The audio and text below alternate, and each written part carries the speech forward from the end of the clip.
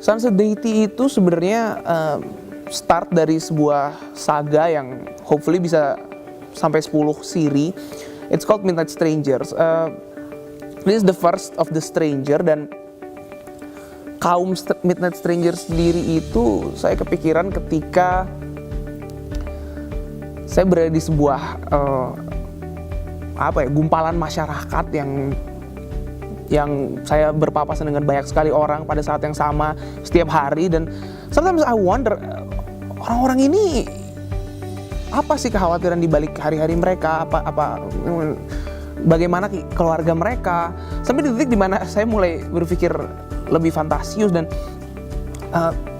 kita tidak pernah sepenuhnya tahu bahwa orang-orang ini apakah benar dia sama seperti saya, ataukah dia berjalan dengan cara yang berbeda, atau mungkin bahkan dia sudah hidup ribuan tahun lebih lama dari saya, atau dia hal-hal yang kita tidak pernah 100% paham, karena masyarakat dalam sebuah gumpalannya yang tidak pasti menyembunyikan banyak hal yang bahkan sains pun tidak berani sepenuhnya mendefinisikan, memaksakan gitu. Itulah Midnight Strangers gitu, ketika mereka adalah makhluk-makhluk yang berdiri di antara masyarakat, dan mungkin selain stranger banyak makhluk-makhluk lain yang hidup bersama kita, berdampingan, tapi bukan sepenuhnya kita.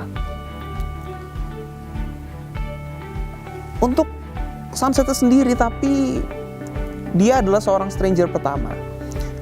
Kisahnya dia menjadi stranger adalah ketika dia mengalami kehilangan. Kehilangan itu di sini disampaikan bahwa adalah bagian dari proses pendewasaan. Jadi as time goes by, seorang manusia yang dewasa itu dia perlahan memahami bahwa hal-hal yang pernah dia miliki itu harus dia let go gitu. Dan hal itu bisa macam-macam. Definisi menjadi dewasa adalah seperti itu gitu. By understanding that we have lots of things that we must left behind, tapi we have to simply live with it gitu. It's sad of course, tapi memang menjadi dewasa harus seperti itu. Dan Sunset menolak untuk menjadi dewasa.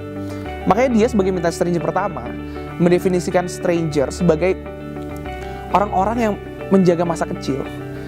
Bahkan nanti bisa dilihat di playnya bahwa dia itu akan bermain dengan anak-anak kecil, dia bahkan bercerita kepada anak-anak, dan